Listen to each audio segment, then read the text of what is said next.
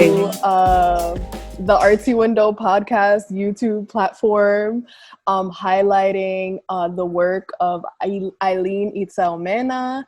I'm Kiara Cristina Ventura. I'm the founder of Artsy Window, and I am so honored to be virtually sitting here with Eilen, who has a show coming up. So I thought this would be a beautiful way to just highlight her work and her new solo show that we're going to get right into. And we're also going to get into her journey, the themes in her work, her process, her style, and everything. So Eilen, can you please introduce yourself? What do you do for a living? And yeah, what do you highlight in your work? Hi, so my name is Eilen Itzel Mena. I'm a multimedia artist, primarily focusing on painting. I'm from the Bronx, New York, but I'm currently in Los Angeles, like fulfilling my art practice. My art practice is also a social practice, which is called Honey and Smoke, and I collaborate on Honey and Smoke with Riva Santo. And Honey and Smoke is a artist platform that explores the important themes of our time through creative work, primarily digital content and new media. And we focus on seasons and specific themes that happen every season. So our practice is more like the creative, like fine art aspect of it in different mediums, primarily painting, and then Honey and Smoke, which is like a community-based social practice. Nice. So, yeah. So I want to go into, and also, how old are you? Oh, I'm 26. 26. Yeah. So speaking of time and age, I want to go into a time travel machine and go into, your childhood. How was your upbringing? I know you're from the South Bronx. How was it? How was your childhood, your upbringing? And how did you first get into art or start practicing art, even, during your adolescence? Right. So before moving to the South Bronx when I was 11, I actually lived in the Dominican Republic, and like a couple years in New Jersey. I was actually born in New Jersey, but I've only lived there for 2 years, so I don't really consider it my hometown. And I lived in the Dominican Republic, where my mom was an architect. So art was something that I'm an interior designer. She designed like the inside of our house. So like with my grandma. So art was something that was always around, like in a different format. Like we had paintings all over the house and things like that from local Dominican artists, but like definitely like I came up in a creative household. Like I have ancestors who were seamstress, and my grandma made clothes, and I had a store, and my mom was an architect. So I kind of discovered art through that avenue, like, and it kind of like instilled a seed in me that like it planted a seed in me that art or creative work could be something that could be a profession, because my mom's work was a form of that. Like I remember my grandpa drove me around like this neighborhood in Bani, where my family's from, the Dominican Republic, and like it was like a street of homes that my mom designed. So like it was something that I always knew that like was a possibility as a profession, not like a job, but like because my grandma's like, your mom didn't have a job, she's a professional, because my mom passed away when I was younger. But like her legacy and like through creative work is something that inspired me. And I remember when I was like maybe like 6 or 7, she and her best friend, which reminds me a lot of me and Riva's story, they had their own creative like social practice where like they bought a little house in the Dominican Republic and they turned it into like an art center, and like it was like programming for maybe like a short amount of time before we moved back. But it was something that I saw her experiment with, so I was like, oh wow, like I can see myself doing these things and thriving. So yeah. Nice. And then like, so from that time when you were a child, seeing, your different family members just being an artist in their own way and with their own practices, when was the point, I don't know if this was in high school or in college or even before that, but when was the point where you were just like, okay, like I'm going to be an artist, I'm going to do this like as my main practice, like for a living? I think it had to do in the period between like middle school and high school. After my mom died, she passed away in New Jersey, but then we went back to DR for like a year or two, and then came back to the States, but this time we came to the Bronx. And after she passed away, like I started like really like making art as a way to like express myself. Like, unfortunately, before my mom died, my aunt died, so like there was a lot of like traumatic energy in my upbringing, like through just like suppressing trauma and like pain. So I kind of like, I'm a Capricorn, like dealing with emotions is like, it's not something I want to talk about. So like I just like got into like making art as a form of healing. And then particularly in the South Bronx and in like this rec center that I used to go to in my building, they had a local artist come in and like give us like kind of like junk, like old computers and things, and we made art with it. And I remember being like, oh, like sculpture, like now, because before I was just collaging, because I didn't have like materials like that. So like I was collaging and then collaging with like materials, like 3D materials. I was making sculptures, and then I had the opportunity to apply to like a boarding school. So I got into the Hotchkiss School, which is a boarding school in Connecticut, and I applied with an arts portfolio because I was like, oh, like I already have so much work. There's a humanities program that asks us to like choose an art, and I'm already like in the program, and like I want to pick an art, so I picked fine art. So then that period of like middle school, like having all this art that like was a healing modality for me became like a portfolio, which ended up leading me to like going to like a prep school with an arts portfolio and like emphasizing on art with all my other studies. So that was the beginning of like, oh, I can like be creative in a lot of different ways and like kind of streamline it and continue to like work on it academically or like professionally. Yeah, I didn't know that about you. I didn't know that yeah, your mom passed. I don't know. I think I'm making personal connections, and we just gotta get deep. We're just gonna go deep. Okay, I mean, so why not? why not, right? This call. So yeah, no, that you like making like a huge shift into art making after your mom passed. In my head, it reminded me of like the story of and also knowing that you're super spiritual and that your work is super spiritual. I just made a connection with my great-grandmother, and you know, we all know brujeria. If you don't know what brujeria, it's witchcraft in a way, mixed with religion. I guess it's just practicing spiritual practices. But my great grandma like started really practicing like brujeria when her son died, my uncle, who I never knew. And that just, you know, she shifted now, like that's, you know, just a part of her life, like it's her lifestyle. I think she did it for her. It was a way she wanted to communicate with him, and I think she wanted to use that to heal. I don't know if you would see your art practice as a similar way to connect with your mother or just to simply heal. Do you see it through that lens as well? It's like you connected with it in a spiritual way? Yeah, I really do, because a lot of the inspiration I get from my work has to do with like my dreams and like meditations and just like Orisha stories and my ancestors. And like I've kind of like shifted from, because making work about people who've passed away carries a certain type of energy, and you're forced to be brought back to like the grieving space at times. Like, so I try to like shift my relationship to them, and I'm like, okay, like the older I got, the more ingrained in my spirituality I became, the more I was like, okay, like for me to not feel the sense of loss, I need to acknowledge their existence as spirits, not humans who were here. Like they're beyond that.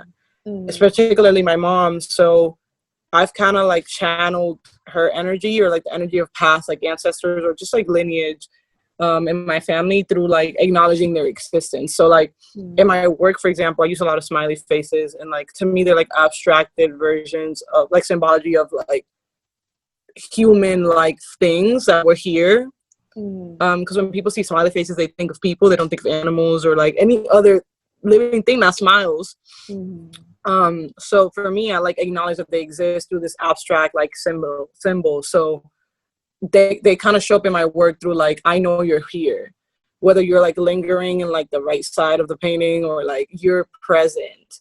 And it's not so much about the pain that I have or the loss that I feel when they're not here, or even like uplifting their life. It's just fact. You're here. You're not gone. Like, and my mom, like, she comes up in my work in more of like a even more abstract way, but more so through honoring her practice. So like, I'll mount a lot of my paintings on like cinder block, which is a material that's used in architecture in the Caribbean. So I've kind of like, and I don't paint them much, like sometimes I do, but like I kind of keep the material raw and like untouched, because like in the Dominican Republic or in the Caribbean or in other parts of South America, people like build on top of their homes. Like cinder blocks are additive like structures for building, and they're foundational.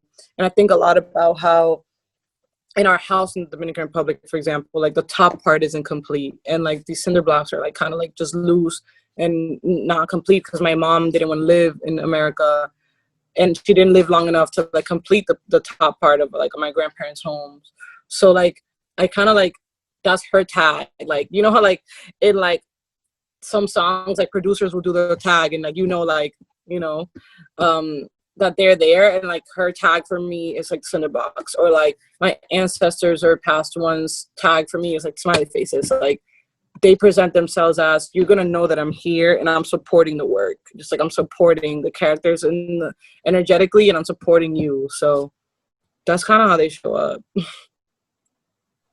And then in terms of your process, how do you think maybe your relationship with your work or your process has changed from, you know, I guess the time that you were in high school to now?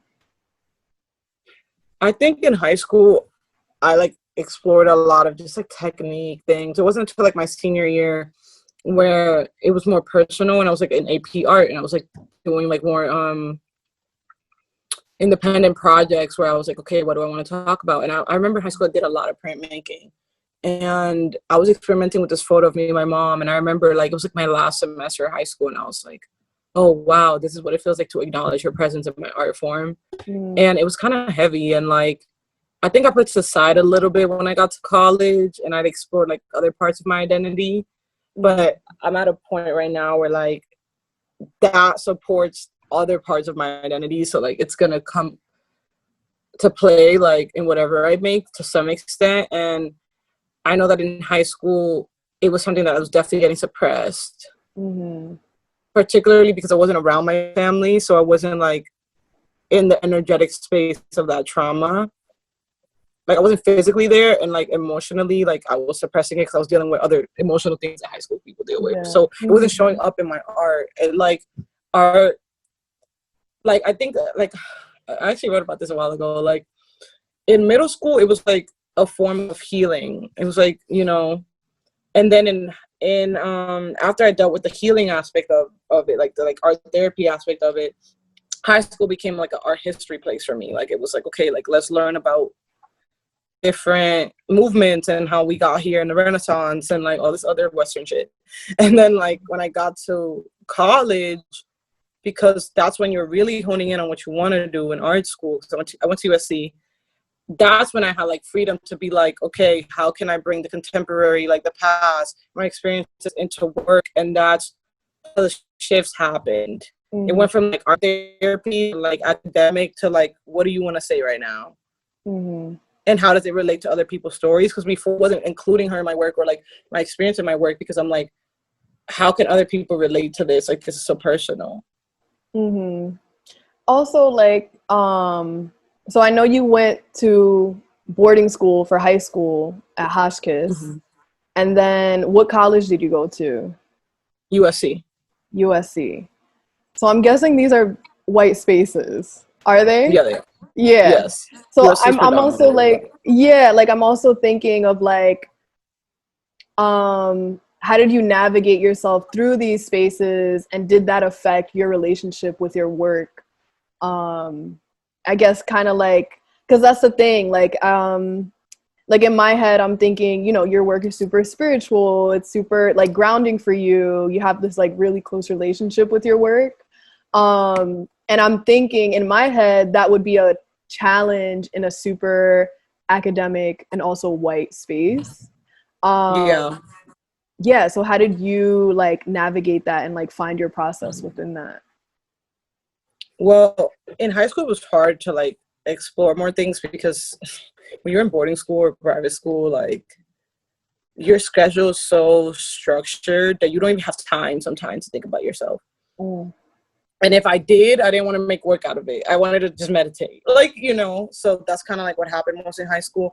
And then in college, like I picked up a lot of my like work is also based on life experience. So like I kind of used these academic places to like fund my travels. So like I was traveling, like I know like at Hotchkiss, for example, I learned German and like I studied in Germany and I studied in Italy, and like when I got to USC, I volunteered in India for a couple of weeks, and then like I studied abroad in Salvador, Bahia, Brazil. So like I like kind of like used the social environment of these places to like inspire me more than what I was learning in the classroom, and the resources they gave me so I can travel and learn more in the global like stage. So that was like kind of like what I was doing. And I'm also somebody who like, I'm a Leo rising, so I'm just meeting mad people who don't even go to my schools. So a lot of my social life extended beyond these institutions, which fueled my work. And like, it's hard to now, if you're only stuck in like that framework of like the academic space, it's going to be hard to like create work that's more of your experience. Unless your experience is what you're learning, because like if you're white and that's what you're learning, like you're gonna resonate and you're gonna have freedom to explore emotions and with a certain structure. But something that I noticed a lot for me was like dealing with invisibility, and not, which I dealt with it in an interesting way, because I actually like when I look back at my experiences at Hotchkiss and at USC, I felt like I thrived in those environments because I understood those places to be propellers or like doors and like a resource network. So I never thought, okay, I'm gonna get everything I need from Hotchkiss through just the classes I'm going to. I'm gonna get everything I need through the people I'm being friends with, like the kids from other countries who I'm gonna have conversations with, through the resources y'all got to pay for me to travel, through the field trips that we're taking, through the sports that I'm forced to take that I never took. So like I'm learning about my body. Same with USC, your network, like your resources, blah, blah. Like I always viewed like these academic spaces are as hubs. So like the classroom that was only part one, like for me. So I dealt with like finding myself in those places through like one of very stubborn head and through like not feeling invisible. And I didn't feel invisible because I was watching the Michelle Obama like documentary on Netflix yesterday, and she was talking about this because they asked her the same question, like, how do you navigate these places and not feel invisible? And she was saying, I never felt invisible because my parents always made me feel visible. And like my grandparents definitely made me feel visible. And I guess the personality that I have like attracts visibility. And I also feel like if you're ignoring me or don't engage with me, you have to exercise a certain amount of visibility to be like, that's not the person I don't want to see. So like I always felt like watched, and I feel like just tapping into ancestral energy, they're invisible, but I know they're always there. So when I was in certain places, I'm like, I'm physically here seeing what's going on, so I'm not invisible, and I'm going to interact with whatever's here for me to thrive. Like, period. Like, even if shit makes me uncomfortable, even if I have to call somebody out being to me, like, I'm just not, I just can't be stifled. Like, it actually bothers me feeling like I can't attempt to, not even be, because we're growing and we're learning, attempt to figure out who I am. So it was hard for me, but I also don't believe that like everything you engage with is the sole thing that's going to inspire you or is going to like give you the ammo you need to make work. I'm like, you got to take whatever you find in a day and add other shit from your past and add other shit from what people are telling you and add other shit from like what environment you're in, and then put that all together and then come to understanding of what's going on, who you are. So that's kind of how I dealt with like finding inspiration and being myself in these environments. I'm like, how do I show up? How am I seen? How am I not seen? But I'm really seen, because if you're trying to not see me, you see me. And how do I like put all of that into it? And I also like, I'm stubborn as fuck. And I also don't even put certain people in my level. Like, I'm just like, not even to be conceited. I'm just like, why? It's not logical to me to compare myself to this white girl who has nothing to do with me. Like, I'm like, we're not even in the same frequency. It's not even like to be higher or lower. It's just we're not the same. So I'm not gonna look to you for inspiration, approval, anything. Maybe like a new way of thinking, but at best that, like, you know, and then I'm gonna like compile what I need in my bag of understanding and like make something new. So yeah, it was like kind of long, but no, kind of along those lines. So of course we've been knowing each other for a good amount of time, but also I've just been following your beautiful journey as an artist, but also an organizer, a collaborator. I want you to briefly also, because you're a part of some great initiatives too, like Honey and Smoke and Zeal Press.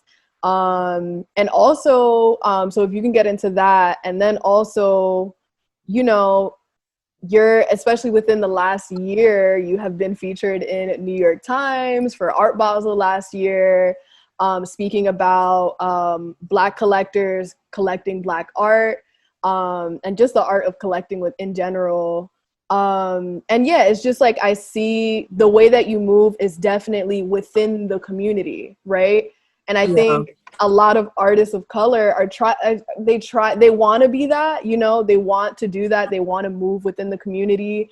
And sometimes we see some POC artists that are trying to navigate white spaces, and it's super hard, and they don't, you know, want that for themselves, but they sometimes get into, you know, pushed into that world, right? So I'm interested to see, you know, how do you navigate yourself? Why do you find the importance of collaborating with your community and also speaking about where Black art lives? Yeah, all the good things. It's gonna be a long answer. But in general, boom. It's important for me because my work is very spiritually charged, personally charged, historically charged, because it has to do with ancestor energy. For my work to for the majority of my work to be housed in the homes of like people who share my story. That doesn't mean that white people can't own my work or non-Black people can't own my work, but majority of Black people should own my work. The majority of people who have similar background to me should own my work. That's just period. Like, I think energetically it wouldn't make any sense. It's like, why would I? It's like when you're picking roommates in college and like you sign a form and it's like, who you gonna have this person live with that? Like, you know, it's like, this is who I want you to live with. So that's like why it's important for me to have the majority of people who own my work be Black and be like me. And I also like that other people who are interested in my work, because that's going to energetically bring something else to your collection, you know? So that's one thing. I also feel like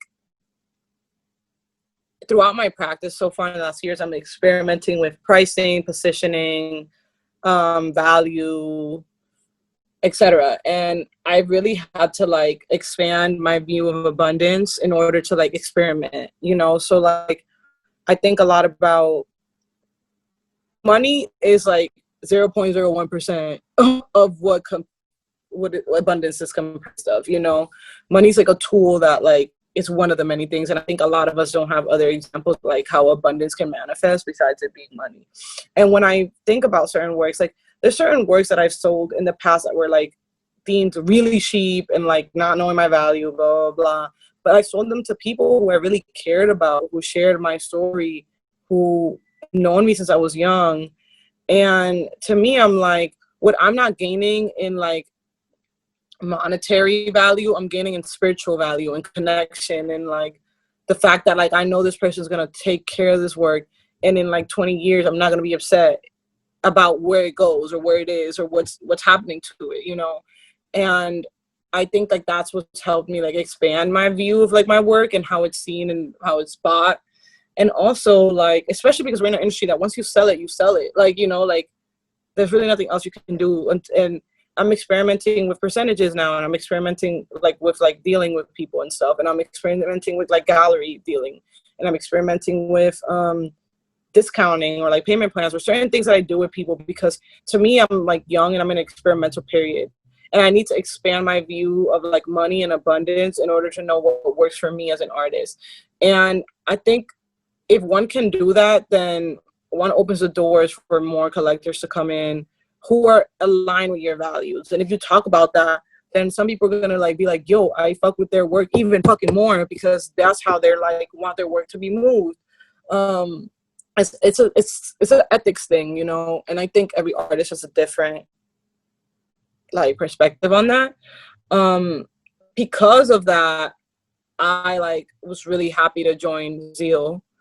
And Zeal is a collective it's a cooperative run by Black artists, and it's like a management group. And together, like if you're in the co-op, you own shares equally, like it's a co-op, like you are benefiting from the resources equally. And because we're artists and we manage each other, we propel each other in ways that like we haven't been really like propelled in before if you're not already of a certain stature. It kind of eliminates the like paying your dues and like kind of like taking some L's in the beginning, so later on like you just be good potentially. So through Zeal, for example, like, and being part of the co-op and putting in work and also like creating content with them and like managing ourselves together, we've been able to like support ourselves and like have our studio, like the studio that I'm making work out of right now is the Zeal studio. And I'm an artist in residence, for example, and like because we're cooperative, we're like incubating each other as artists, and we're critiquing each other, and we're talking to each other, and you know, and we're coming up with solutions as to like how do we want to sell our work, how do we want to price it, how do we want to negotiate with people, like, and how do we want to be the main owners of our cultural contribution, you know. And I think a lot of times people could say, oh, like I have to give this gallery a percentage because they're going to get me press. Oh, I have to give like this dealer a percentage because they're going to bring me a collector. Oh, I have to like pay this person to like interview me or like to film me or like to like write about me. And I'm just like, or like things that galleries do anyways, because not everything is not organic as everybody thinks it is in the art world. We said, fuck all of that. Let's work together. You know, a writer, send them my way. They could write about my work. Oh, you know, a videographer, send them my way. We could film something. Oh, like, you know, a lawyer, like send them my way so they could look over these contracts. So, and, you know, so like being part of Zeal and like being in communication with our advisory board, I cut so much people out the fucking way to do what I want to do. Like, I'm just like, and because we're all cooperative, we share ethics. So I know whoever people are going to send me to, it's going to be someone that's aligned with my practice.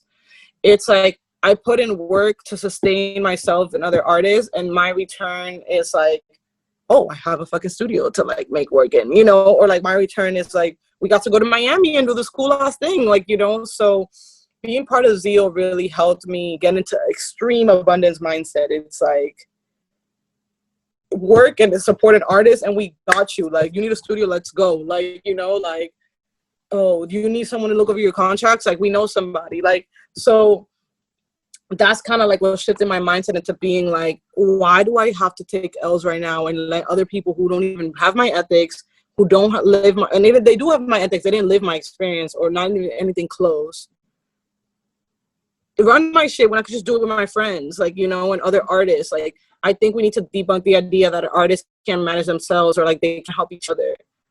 We don't all need to be represented to get where we want to. Some people need that, some people don't. I'm already on some cap money like business shit, so I'm already thinking that way. I don't need I don't solely need a gallery to get me there. I know that's impossible to believe that. That's not how this world or this industry works. There's so many key players, and a lot of us know those people, and we could help each other out. So that definitely like put me in the perspective of, yo, I've been happy, thriving, and and I have not had to compromise my ethics to do what I want so far. And this is all an experimental period, and I am liking this experiment. Like, I'm fucking with everything that's happening, and I hope it gets better, and I hope that Zeal continues to grow so that we can keep doing this for other people, you know, and not just us, because it's 7 of us, and we're working with like 3 more people, you know, and we just want to add more people and create systems so all these artists could thrive without feeling like you have to sell your soul or give a big cut of your practice to someone else to run these things for you. You could work with them, but they don't have to be like owning you or like you know exclusively being the people who are the gatekeepers. So that's like my answer in regards to like I mean, I love that model of not saying that you're cutting the gallery completely out, because you're saying like, okay, we could work on a project basis, but we don't have to do the whole thing where, you know, if I want to work with so and so or sell my work to so and so, blah blah blah blah blah, that it has to go through you, because that's the conversation around ownership. And that's, I feel like, when artists usually get taken advantage of if they're not working with the right people or represented by the right gallery. But yeah, I think that's the beautiful thing. Like, even on a, you know, even in the music industry and different artistic industries, I think there's a movement of artists wanting to be independent and seeking just support from their community. And I think that's beautiful that you found that group to slot up with. It's interesting. Like, I love working with galleries, and I actually feel more inclined to like working with galleries when I'm not exclusively represented. Like, I'm like, yo, let's share the wealth. Like for this particular body of work, it works for me to show with like a Black gallery. Like, you know, for this particular body of work, it works for me to show with this type of gallery in this place. Like, I like that openness, and it makes me feel like free. Like, you know, I don't feel like I'm like bogged down to any place. Like, and I feel like it makes me have great interactions with the places when it's temporary. Because it makes me be like, they treated me well. It wasn't even a long-term thing, and I love it, and I'm gonna recommend them to anybody. And like, let's fucking go. Like, you know, nobody, especially Black people, don't want to feel like they're tied down to one thing only. Exactly. And that's going to be the only way they're going to be successful, or like the majority of the way they're doing that. It's just like, I'm all here for like experimenting and working with everybody and working in different places. Like, I was watching like the Basquiat documentary, and he was represented by like, he was showing you mad places, first of all. Like, you know, he had main dealers and stuff and certain galleries that worked with him at first, but then it was like he was everywhere. Yeah, it definitely exhausted him, for sure. It did. It wasn't romantic, but he wasn't just only in one place, which I think kind of set the tone for his international like notoriety. Yeah. R.I.P. though, because that movie was sad. It was. Yeah, but everyone should go see that documentary though. So speaking of galleries and working with spaces, you have a show coming up called Inner Eye, Alignment, Perfection, and Completion at Leimin Space in LA, opening August 8th, which is a little more than a month away, like a month and like 2 weeks.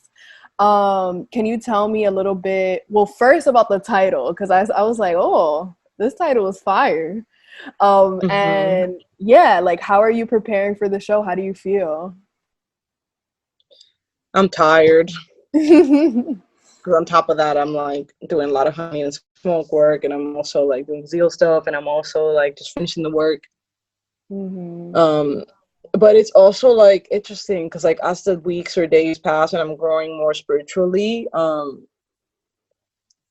it's interesting because it's like portals are opening and closing at the same time. So that they hence the completion aspect of the name. And I kind of came up with the name like Inner Eye, Perfection, Completion. No, Inner Eye, Alignment, Perfection, Completion. I'm tired. I thought a lot about prayers that I do to myself, and like also I was looking a lot, like last year I got really into numerology, and I thought about like personal year and your life path, and like my life path is 9, so it's interesting because I was reading about it, and I'm somebody who's like do a lot of like humanitarian work and community-based work, which it's happening. And I think a lot about how like now I'm in year 8, personal year 8 in numerology, and next year I'll be in year 9, so by the end of this year I'll enter my year of completion, let's say. So I'm already like gearing towards like this year of completion next year before another cycle starts according to numerology. And also I think a lot about alignment. Like I think that when one is aligned, it's easier to make decisions, it's easier to follow your path, it's easier to fulfill your purpose if you know it, or it's easier to discover it if you're aligned. And perfection for me, I think of like who you are. What is perfect? Like, if you could be the perfect you, and I don't mean like the perfect like X, Y, and Z. I mean perfect you. Like, what is you at your perfection moment? Like, for me, like, for example, I'm perfect when I'm at peace. You know, like I kind of connect perfection to wholeness. So like I thought of like perfection, alignment, completion, like in the mornings when I like do prayers for myself, and like my ORE, which is like the Yoruba word for like your higher self, like your head, your higher consciousness. I pray for my ORE to be aligned and perfect and complete. And that to me is like whole. It's what like the if I was like the dad from like Powerpuff Girls, like these are things I'm putting in the like perfection, like blossom, like completion, like buttercup, like alignment, like bubbles. So that's kind of like what I want my higher self to tap into. And the inner eye part, like I think because a lot of my imagery comes from dreaming, daydreaming, I tap into my inner eye a lot for information. Like I tap into it for intuition, I tap into it for like epiphany, I tap into it for discovery. And just the inner eye to me, once it's open, it helps you see what's perfect. It helps you see what you need to be complete, and it helps you be aligned. So that's kind of like how the title came about. And a lot of the work has to do with like epiphany, seeing within myself in my dreams or like my meditations, or like, you know, and just seeing beyond what's visible. Because I feel like to see beyond what's visible helps you truly be empathetic and helps you like connect with others.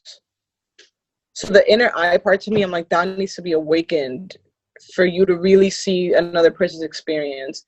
And like my paintings and the works that are going to be in the show are a window to that.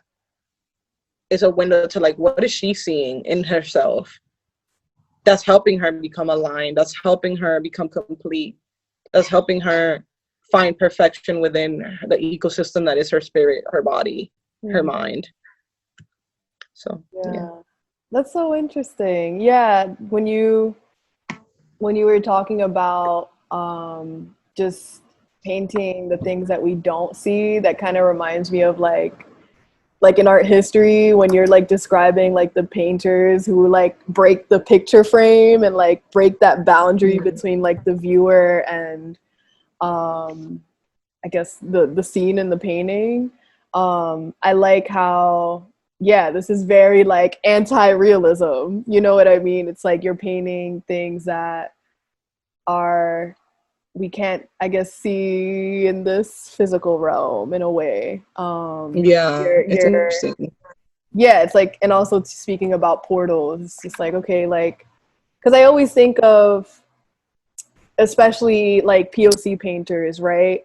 How can we not go with the wave of like Western art history and like their ideas, and how can we be more experimental with painting? And it's great to, you know, put our paintings directly in, you know, in conversation with Western pieces and like make them like super black and like, you know, representation, great. But also I'm also thinking, especially painters, like, okay, painting is a beautiful medium. I have a lot of paintings in this house. Like, I love painting. But at the same time, like from an art historian point of view, I'm just like, okay, well, what else can we do? You know what I mean? Like we could write, you know, like we could really like fuck shit up. And like what I see is beautiful amongst a lot of Black and brown painters is that, and even just practices, even like sculpture, you know, mixed media and stuff like that, that there's this movement, and there have been a movement, you know, even from Black and brown painters from like the 60s, the 70s, but like the art world and the people covering them just didn't get it. Was the fact that our work, our essence has always been super spiritual. And I feel like that's when art critics and curators, and that's what I'm trying to be a part of, is just like, okay, like, it's okay to put painting, this conversation around painting and art history in the same conversation with spirituality and religion and belief Yeah. and ritual. Like I always see, like there's so many times where I see sculpture and painting as ritual in a way. Like you're doing that for your spirit, and that is okay. Right. You know, that's something unheard of in the Western art world and conversation, but we need to really like lift that conversation up, because it is a way of healing and getting in touch with yourself, and it could just do so much for our community in general. Right. You like sparked two thoughts in me, because like the first one is post-Renaissance, half the paintings were like Bible scenes. That's spirit. Like, let's talk about that. Exactly. So like not bringing forth like Black spirituality or like other forms of spirituality to the mix, to me is like disrespectful, because I'm just like, yo, like the majority of the paintings people study in art school are like versions of God, or like they're pulled from the Bible. It's like the imagery are just like verses, you know? Yeah. And then with regards to like POC or like indigenous or Black painters, or artists in general, creating work that's spiritually charged. I think a lot about the origins of like African art, for example. Like a lot of African art, and I'm thinking more West African, like obviously other parts of Africa, but I'm positioning it there because that's what inspires my work a lot. Yeah. These artistic objects were created for spiritual purposes. Like, you know, they were like catalyzed by energy that like they were like physical vessels for like sculptures. Like I go to like, when I go to certain museums and I see like certain like African sculptures, but especially and I recognize like their main purpose, I'm like, yo, like we're only supposed to see this in ritual. Like this is in a vitrine right now. Like this is interesting. It's low-key, so I think it's high-key disrespectful that the fact that it's in like a glass case and it's just like, you know, someone used that as for ritual and it has spiritual energy in it. You know what I mean? Like it's like, yo, right. I'm sorry, but karma. And I think about that because the thing is, when West African people were enslaved and brought over to other parts of the world, kidnapped over to other parts of the world, also were objects, like, you know, like artistic objects that were looted as well. And the plantation that these bodies were in, like, is similar to like the museums, the collections that these works were in. Like, you know, they were like into this new environment that couldn't sustain them, that didn't give them the energy that they were made for. Like similar to like, you know, these objects are still enslaved, and their plantation is some museums, some private collections, you know, like, etc. So because people in the past made these works, and even in the present, because they're still making work that's spiritually charged, that connects one to their higher self, their culture, their spiritual environment, that's rooted in Blackness and their indigeneity for wherever tribe they're from. That's why it makes sense to me that like modern or like contemporary artists are creating imagery with that energy. Like it's like, I'm not a sculptor in like Nigeria 700 years ago. Like I'm a painter now who's still tapping into creative like spiritual energy, but it's just looking different in like what's coming out of my hands, you know? So I think that when Black artists work that's to do with their experiences, like spirituality, whatever type of spirituality it is,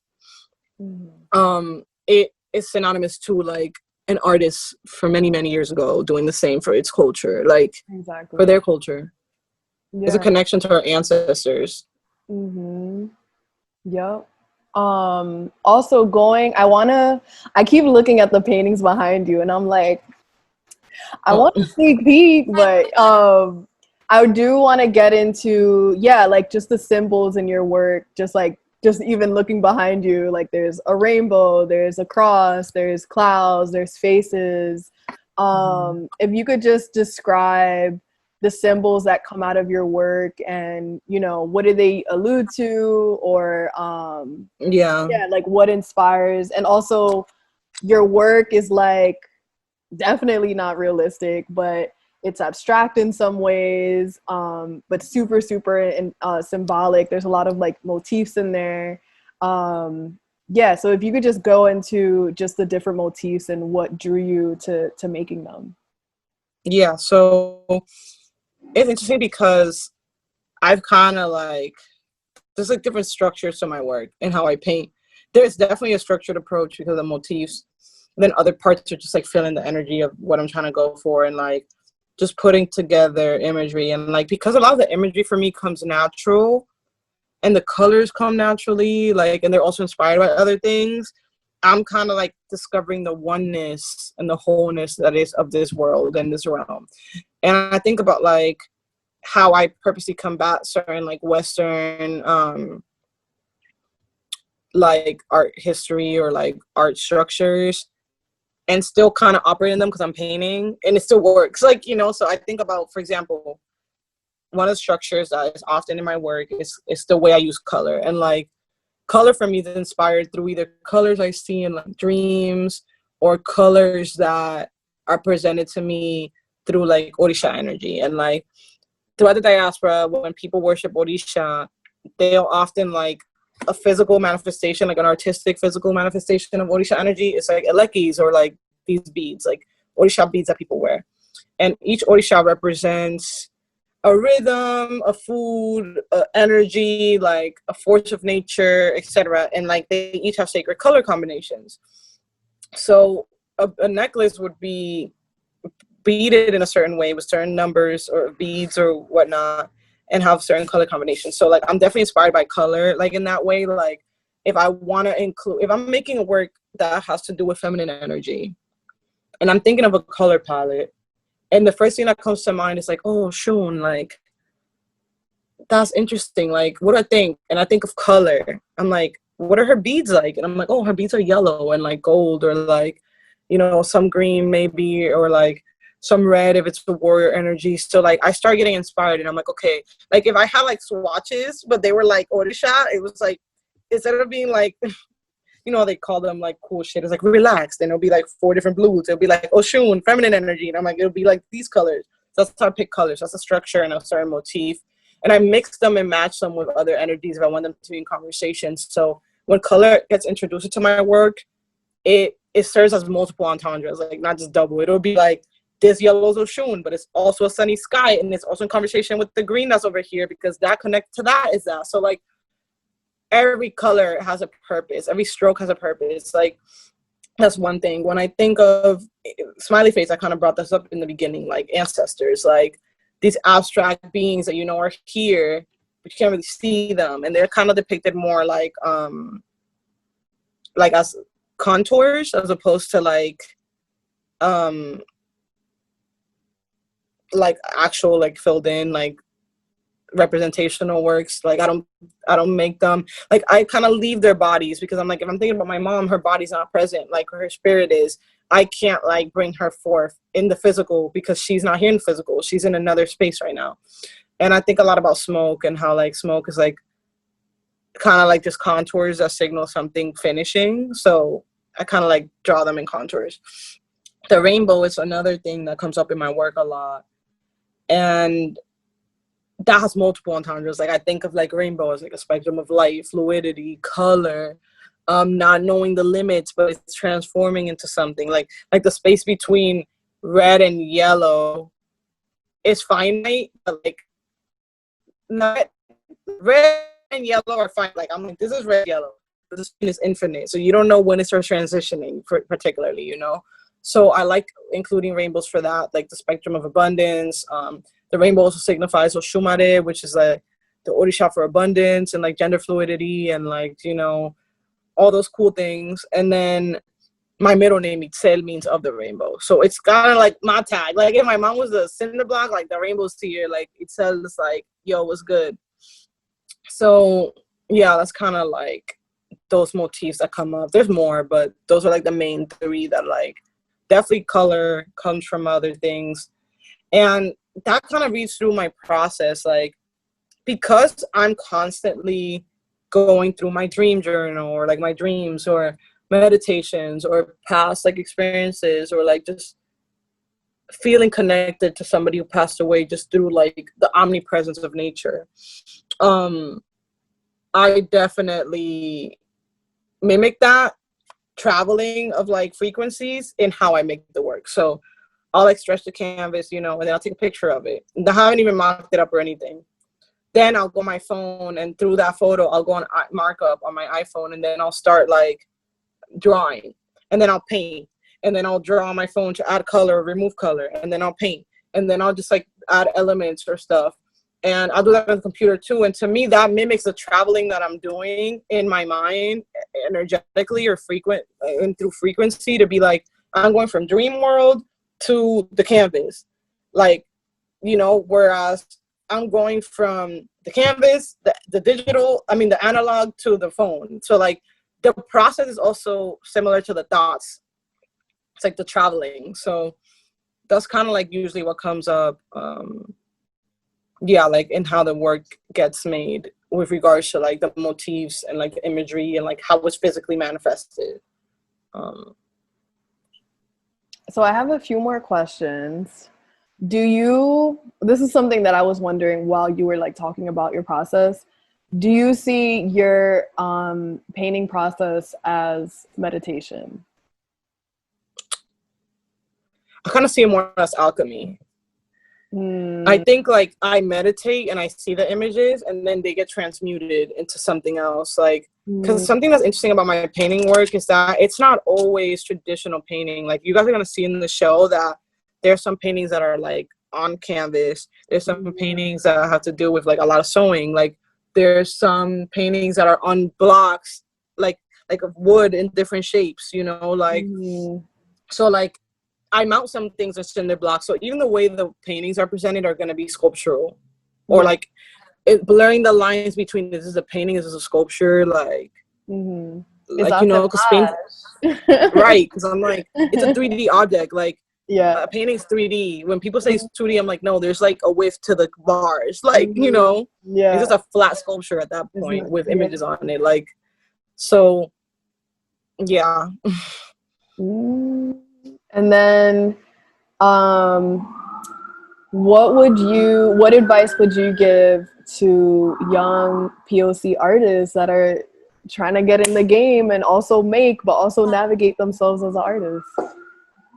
Honestly, use the internet to your advantage. Like, we are in a time where there's so many people in the world who want something different, be different. Like, some of the greatest people in our history started movements just off their practice. Like, you never know. I think this idea that everything past like the 80s is like a modern art is kind of like not allowing for people to feel like they could create new movements or create new types of work, or like everything's just called contemporary at this point. And I'm just like, okay, like, so definitely like experiment with how you get money, experiment with how you make art, experiment with how you're collaborating, like, because that's how you're gonna know who your people are and how you're gonna grow and change like, be open to changing what success and purpose is for you. Like, I've definitely had to do that these days, especially during Corona. Like, my view of my purpose has shifted in some ways, and it's just been expanded. And like, my view of success has been expanded. Like, I was talking to my boyfriend about this yesterday, and I was telling him, I'm like, success to me is being able to create and survive, period. If that means I'm sponsored for the rest of my life and I else to live, like, I'm not gonna complain, like, you know, or like other things, like, you know, just expand your views on abundance, creativity, and collaboration, and success and purpose. Alignment, period. Right. And then we put in the plug. So if you have not gotten the message that the show is fire, then you should go see it in LA at Leimin Space, opening August 8th. And then what day is it closing? September 5th. September 5th. And then this is your floor to put in any other plugs if you want. Anything coming up. I know you also are featured on Cultured. recently. Everyone should do their Oh yeah, research. check that interview out. Mm-hmm. Check that out. Check that interview out.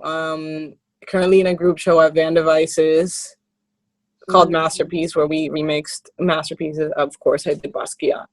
So check that out. And I did a piece that was mostly in black and white by Basquiat, which is rare for some people to see. Mm-hmm. So definitely look at that. Follow Honey and Smoke on Instagram. Follow you. Go to my Instagram, look at the bio, click both profiles, follow. And yeah, and yeah, those shout outs. Yeah, and the show would actually oh, my Instagram? Oh yeah. Spell it out it's for Eilen the Itzel people Mena. So listening. it's at Eilen.Itzel.Mena. Like Kiara's gonna put it in the descriptions. Yes. So yeah, copy paste, and then through me you'll find Honey and Smoke and Zeal, and Leimin space too.